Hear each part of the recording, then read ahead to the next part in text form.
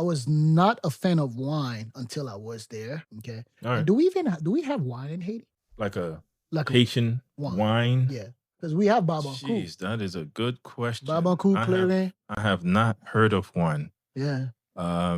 Maybe we do, but it's not popular. I don't know, but I haven't heard of one. Yeah. So if you know any, Haitian wine, please. Please let me know because I have not heard of one. I think we do.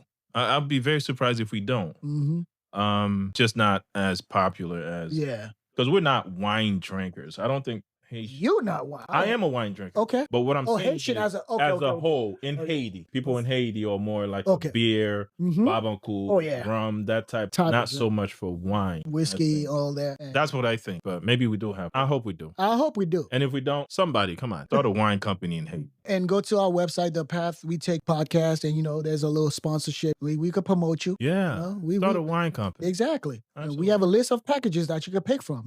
Today's price is not tomorrow's price. It's pretty cheap right now.